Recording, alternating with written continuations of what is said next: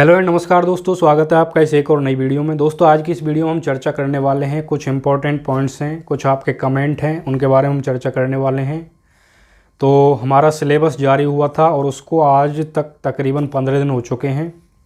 तो जिसने इस 15 दिन का यूज़ सही ढंग से किया है उसकी अच्छी से तैयारी हो पाई होगी 15 दिन की। अगर जिसने 15 दिन में थोड़ा सा कन्फ्यूजन क्रिएट किया है, अपने आप को कहीं और इन्वॉल्व किया है, सोशल मीडिया हो या कोई और प्लेटफॉर्म हो या कोई और तरह का डिस्ट्रैक्शन हो, वहाँ पे अगर अपने आप को इन्वॉल्व किया है तो मेरा जहाँ तक मानना है कि उनका कन्फ्यूजन थोड़ा सा और क्रिएट हो चुका है, यानी कि वो बहुत ज़्यादा तनाव में आ चुके हैं वो लोग। तो उन लोगों के लिए मेरी थोड़ी सी एक सलाह है कि आपको कन्फ्यूजन से बचना है। अभी भी आपके पास मौका है, कुछ नहीं हुआ है, 15 दिन गुजरे हैं, कोई ज़्यादा बड़ी बात नहीं है। हालांकि 15 दिन बहुत होते हैं, लेकिन अगर आप अपने आप को सुधारो तो वो एक बात है कि देर आए दुरुस्त आए। कहने का मतलब ये है कि कन्फ्यूजन हमारा स्टडी मटेरियल के बारे में है। अगर कोई बंदा कोचिंग कर रहा है तो उसने अगर कोई वीडियो यूट्यूब पे देख लिया कि कोचिंग टाइम खराब मतलब बर्बाद करने वाला सौदा है, तो उसके दिमाग में ये हो जाएगा यार मैं इस कोर्स को कंप्लीट करूँ, मेरे नोट्स कंप्लीट करूँ या यहीं पे ड्रॉप कर दूँ, क्योंकि उसने आधे से नोट्स कंप्लीट कर लिए, आधे स्टडी मटेरियल पर वो पहुँच चुका होता है।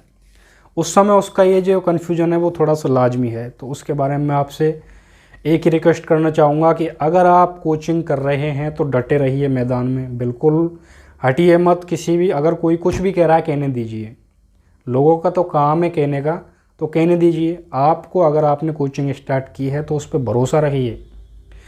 आपकी जो कोचिंग है वो रामबाण साबित होने वाली है, उस पर इतना भरोसा रखिए कि लास्ट में जो आपका जो इम्पोर्टेंट टाइम है वो आपको जो कोचिंग स्टडी मटेरियल है वही आपको बचा पाएगा।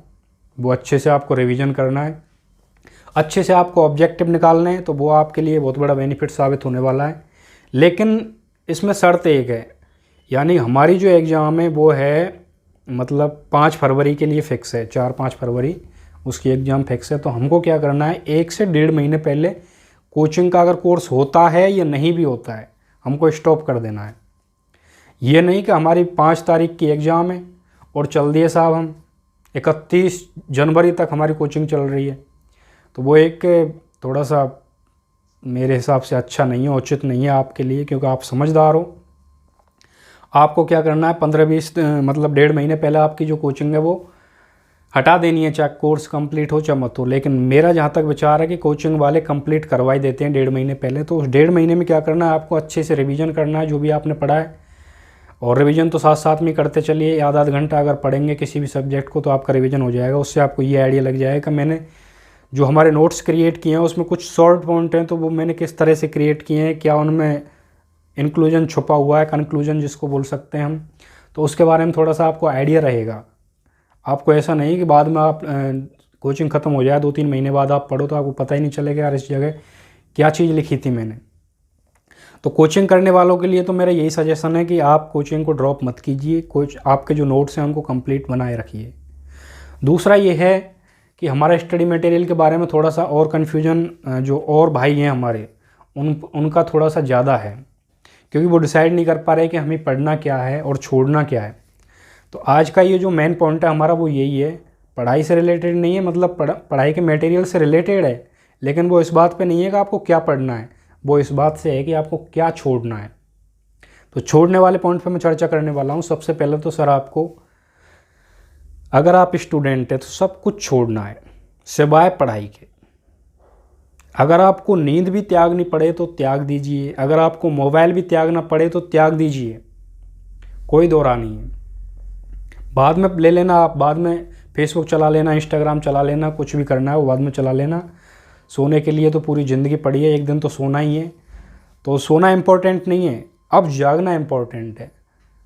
अगर हम 7 घंटे की, 8 घंटा तो मैंने फिर भी ज़्यादा बोल दिया, 7 घंटे की नींद ले रहे हैं तो इसके अतिरिक्त 1 मिनट भी मत सोइए आप, अगर आपको अच्छे से मेहनत करनी है तो उस 1 मिनट का भी यूज कीजिए। आपको सब कुछ त्याग देना है, आपको सिर्फ किताबें पढ़नी है। और किताबें भी क्या पढ़नी है, ये नहीं कि इस दोस्त ने ये बोल दिया तो ये किताबें ले आए टॉक फाटक जाके, इसने ये बोल दिया तो ये भी ले आए, वो चाहिए नहीं लानी है आपको। आपको क्या करना है, सबसे पहले तो आपके पास अगर नोट्स हैं तो उनको पढ़िए, ठीक है। अगर नोट्स नहीं है तो मेरे पास ज़्यादा कमेंट आ रहे हैं कि मेरे पास आरबीडी है 6 to 12th, अगर है तो उसको पढ़िए, मेरे को बताने की क्या आवश्यकता है। आपके पास में है तो उसको पढ़िए। भाई साहब आज का पैटर्न उठा के देख लीजिए एग्ज़ाम का, कोई भी एग्ज़ाम लग रही है चाहे फर्स्ट ग्रेड की हो, अभी फर्स्ट ग्रेड की एग्ज़ाम लगी है, उसमें इतने इजी क्वेश्चन आए, वो सारे के सारे क्वेश्चन आए कहाँ से? एनसीईआरटी से। जिसने एनसीईआरटी पढ़ ली उसको अपना पूरा सिनेरियो समझ में आ जाएगा कि क्वेश्चन आ कहाँ से रहे हैं, मेरा पैटर्न क्या है, मुझे पढ़ना क्या है, मुझे छोड़ना क्या है। तो आपको एनसीईआरटी सबसे पहले उठा के देखनी है। इसलिए नहीं कि आप उसको कंप्लीट पढ़ो, अगर कंप्लीट नहीं पढ़ना चाहते तो कोई दिक्कत नहीं, मत पढ़िए। और भी काफ़ी वो हैं किताबें जिनमें एनसीईआरटी का सार संग्रह के रूप में आती हैं, जैसे आरबीडी आती है, सुभाष चरण की आती है, उन चीज़ों को पढ़ लीजिए। लेकिन एक बार आपको क्या करना है, एनसीईआरटी बुक लेनी ज़रूर है। उनसे आप ये आइडिया लगा लीजिए, आपका सिलेबस है ना, हमारा थर्ड ग्रेड का सिलेबस एक एक पॉइंट उसमें मैच हो रहा है। जो हमारी जो एनसीईआरटी की बुक है ना, उनमें एक एक जो यूनिट लिखी हुई है उसमें, उसकी यूनिट हमारे एक एक सिलेबस के पॉइंट से मैच हो रही है, डिट्टो मैच हो रही है, बिल्कुल हूबहू। तो आपको ये कंफर्म करना है कि मुझे ये चीज़ पढ़नी है और ये चीज़ छोड़नी है। तो एनसीईआरटी पढ़नी है, बाकी सब कुछ छोड़ना है। अगर एनसीईआरटी का सार आपके पास में किसी और बुक में है उसको पढ़िए, अगर वो आपके पास में है तो। कुछ भी नहीं है तो एनसीईआरटी तो ले ही आइए आप। अब मैं ये नहीं कह रहा आप एनसीईआरटी भी ले आओ, आरबीडी भी ले लो, सब कुछ ले लो। सबसे पहले तो अगर कोचिंग नोट्स आपके पास में हैं तो कोचिंग नोट्स को प्रेफर करिए, आप प्रायोरिटी उसको कोचिंग नोट्स को दीजिए। जिसके पास में कोचिंग नोट्स नहीं है वो एनसीईआरटी पढ़िए। एनसीईआरटी पढ़ने के बाद में आप ऑब्जेक्टिव टाइप पे ज़्यादा ध्यान दीजिए। आप देखिए कि पिछली बार जो अपन के क्वेश्चन बने हुए हैं ऑब्जेक्टिव टाइप, वो किस तरह से पूछ रहे हैं, तो आपको अनुमान लग जाएगा कि हाँ ये एनसीईआरटी से आ रहे हैं, एनसीईआरटी से उठ रहे हैं। अब एनसीईआरटी के अलावा कुछ बुक लेने की ज़रूरत है आपको। बुक इसलिए ज़रूरत है, जैसे अपन की ज्योग्राफी है तो उसमें कुछ फैक्ट हैं जो अभी लेटेस्ट आंकड़े हैं, उनके लिए हमें ज्योग्राफी के लिए लेना ज़रूरी है। बाकी हिस्ट्री के लिए आप कोई पुरानी बुक है आपके पास में तो वो ही रहने दीजिए। कहने का मतलब आप एक गाइड ले लीजिए, एक एनसीईआरटी सार संग्रह ले लीजिए, ठीक है। अगर कोचिंग नोट्स हैं तो एनसीईआरटी की ज़रूरत नहीं है, एक गाइड ले लीजिए और एक कोचिंग नोट्स ले लीजिए। समझ में आ रहा है? मतलब अगर आपके पास में कोचिंग नोट्स हैं तो एक तो कोचिंग नोट्स, एक गाइड पढ़नी नहीं है आपको, उससे केवल गाइडेंस लेना है। गाइड का मतलब ये है कि खुद को गाइडेंस मिले, ठीक है। तो गाइड वो पढ़नी नहीं है आपको, केवल गाइडेंस के लिए लेनी है। उससे अगर आपको किसी पर्टिकुलर टॉपिक में आपको बहुत ज़्यादा डाउट है तो उसको खोलिए, उठाइए और देखिए कि हाँ ये चीज़ें हैं वास्तव में, ठीक है। बाकी आपको कोचिंग नोट्स पढ़ने हैं, प्रीवियस ईयर के वो क्वेश्चन जो सेट है अपने वो निकालने हैं। कहने का मतलब ऑब्जेक्टिव जो क्वेश्चन है उन पर ज़्यादा से ज़्यादा ध्यान देना है। दूसरा, अगर आपके पास कोचिंग नोट्स नहीं है तो आप एनसीईआरटी बुक लीजिए और गाइड लीजिए, ठीक है। वही बात फिर से बोल रहा हूँ कि गाइड को पढ़ना नहीं है, सिर्फ डाउट क्लियर करने के लिए किसी पर्टिकुलर टॉपिक को देखना है, बाकी एनसीईआरटी पढ़नी है। तो अब समझ में आ गया एनसीईआरटी और कोचिंग नोट्स कैसे पढ़ने हैं। अगर किसी के पास कोचिंग नोट्स हैं तो एनसीईआरटी की कोई ज़रूरत नहीं है, ठीक है। देख सकते हैं आप अपनी सहूलियत के हिसाब से, तो वो एक चीज़ है। और दूसरा, पिछले ईयर के जो क्वेश्चन पेपर हैं, जो प्रश्न आए हैं, उनके लिए अगर आप बुक्स हैं तो देखिए मैं आपको फिर दोबारा से बता रहा हूँ, इस तरह की बुक आती है। एक दिशा की भी आती है, वो भी ऐसी है बिल्कुल। कहने का मतलब जो प्रीवियस ईयर के क्वेश्चन है ना अपने, वो तो चाहे दिशा बना ले चाहे मूमल बना ले, प्रीवियस ईयर का तो प्रीवियस ईयर का ही डालेगी, वो खुद की तरफ से थोड़ी बना रही है। तो कोई सी भी ले लें आप, दिशा की ले लें चाहे मूमल की ले लें, लेकिन ध्यान रखना आपको नया एडिशन लेना है। पुराने एडिशन के चक्कर में मत पड़ें, क्योंकि पुराने एडिशन को निकाल रहे हैं ज़्यादातर जो बुक सेलर हैं वो, क्योंकि उनका भी थोड़ा घाटा है, तो इसलिए तो आपको नया एडिशन लेना है 2022-23, उस पर स्पष्टली लिखा होगा, तो वही आपको लेना है, ठीक है। अब ये तो हो गया हमारा जीके वाला। अब सब्जेक्ट के बारे में बात करूं तो सब्जेक्ट जो, जैसे मैं साइंस की बात करूंगा, ठीक है। आप अपने अकॉर्डिंग कर लेना, बात सोच लेना। साइंस की अगर मैं बात करूं तो साइंस का अब तक का जो पैटर्न है वो ये रहा है कि साइंस का एक भी क्वेश्चन बाहर नहीं जा रहा। अगर एक दो क्वेश्चन बाहर जा रहे हैं वो एक अलग बात है, उनको छोड़ दीजिए आप, लेकिन मेरा कहने का मतलब ये समझिए कि ज़्यादा से ज़्यादा जो क्वेश्चन बन रहे हैं वो एनसीईआरटी से उठ के बन रहे हैं। 6वीं 7वीं 8वीं 9वीं 10वीं 11वीं और 12वीं, यानी कि आपको 6 किताबें लेनी हैं। लेकिन 6 किताबों का मतलब ये नहीं है कि 6 की 6 किताबें कंप्लीट की कंप्लीट पढ़नी है। 11वीं 12वीं की तो आपको पढ़नी नहीं है, कहने में वो तो हटा ही दीजिए आप। 11वीं क्लास की लेनी है आपको। 11वीं क्लास की किस लिए लेनी है? क्योंकि जो हमारे बायोलॉजी के कुछ एक टॉपिक हैं जैसे पाचन तंत्र है, उत्सर्जन तंत्र है, श्वसन तंत्र है और कुछ तंत्र हैं, तो उनको थोड़ा सा 11वीं लेवल तक पढ़ना है हमको, क्योंकि वो 10वीं में थोड़े से शॉर्ट दिए हुए हैं। कहने का मतलब इस पाचन तंत्र है तो उसमें कुछ एक एंजाइम है जो निकल रहे हैं, कुछ हार्मोन्स हैं जो निकल रहे हैं बॉडी से, तो वो नहीं दिए हैं उसमें। तो उसके लिए आपको क्या करना है, एनसीईआरटी पढ़नी पड़ेगी। वही एक बात फिर दोबारा से कह रहा हूँ, अगर कोचिंग कर रहे हैं साइंस के लिए तो कोई ज़रूरत नहीं है एनसीईआरटी पढ़ने की, क्योंकि कोई टीचर आपको करवा देगा एनसीईआरटी। बाय द वे, अगर आप कोचिंग नहीं कर रहे तो एनसीईआरटी ज़रूर पढ़िए। अगर सेल्फ स्टडी कर रहे हैं तो एनसीईआरटी ज़रूर पढ़नी पड़ेगी आपको। अगर आप साइंस के लिए कोई दूसरी बुक ले रहे हैं तो उसके लिए मैं आपको थोड़ा सा नहीं बोलूँगा, लेकिन अगर आप एनसीईआरटी पढ़ रहे हैं तो वो बहुत अच्छा स्टडी मटेरियल। अगर सेल्फ स्टडी कर रहे हैं कोई, तो सेल्फ स्टडी करने वालों के लिए बहुत ही रामबाण है। आप एनसीईआरटी पढ़िए और उस पर थोड़ा सा जो जो इम्पोर्टेंट चीज़ें हैं उन पर हाईलाइट कीजिए और ख़ुद के शॉर्ट नोट्स क्रिएट कीजिए, तो वो आपको ज़्यादा महत्वपूर्ण साबित होने वाले हैं लास्ट के टाइम में, जो एग्ज़ाम का लास्ट पीरियड होता है उस टाइम में। कोई भी बुक मत लीजिए आप। और आपको 6वीं 7वीं 8वीं, अब 6वीं का तो एक ही टॉपिक पढ़ना है, एक ही जो चैप्टर शुरू वाला, सेकंड वाला जो टॉपिक है वो भोजन के अवयव, वही पढ़ना है। एक ने 6वीं क्लास की तो आपके कोई काम नहीं आने वाली।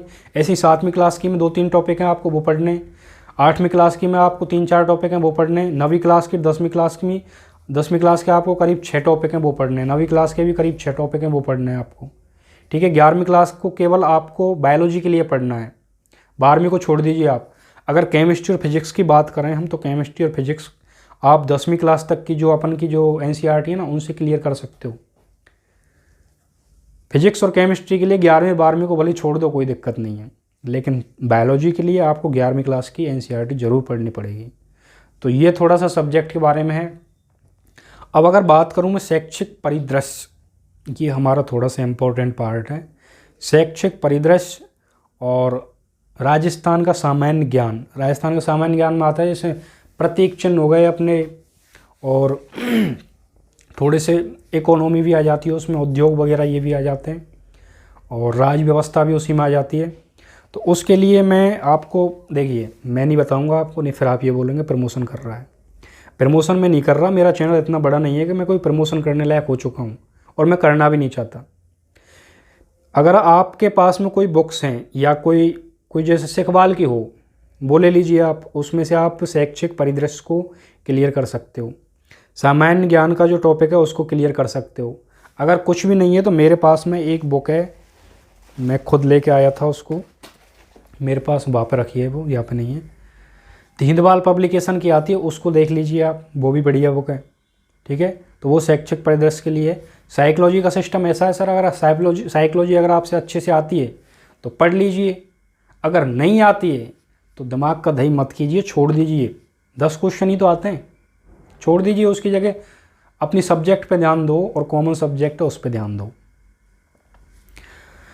तो आई होप कि आपका जो कन्फ्यूजन है वो थोड़ा सा दूर हुआ होगा। ज़्यादा तो आप जब खुद करोगे अपने कन्फ्यूजन को दूर तभी होगा, मैं कुछ नहीं कर सकता इसमें। बस मैंने तो थोड़ा सा, कमेंट्स आ रही हैं उनके बारे में थोड़ी सी चर्चा करिए। 1-2 कमेंट ऐसी आती है कि मैं आरबीडी पढ़ रहा हूँ, मैं पंचोली सर के नोट्स पढ़ रहा हूँ, मैं फलानी बुक पढ़ रहा हूँ, मैं ढेकानी बुक पढ़ रहा हूँ, मेरे लिए सफिशेंट है। अरे भाई सफिशेंट है, इससे ज़्यादा क्या पढ़ेगा तू? आपको तो केवल अपन को क्वेश्चन आएगा और आंसर भी हमारे सामने होंगे, तो इतना पढ़ लीजिए कि उस आंसर को हम पहचान जाएँ, बस उस आंसर को टिक करना है हमको। बाद में आपके पास में बहुत ज़्यादा टाइम मिलेगा, आप किसी एक पर्टिकुलर सब्जेक्ट की तैयारी कीजिए, जिससे आपका खुद का बेस सुधरेगा, आपके खुद की वैल्यू बढ़ेगी।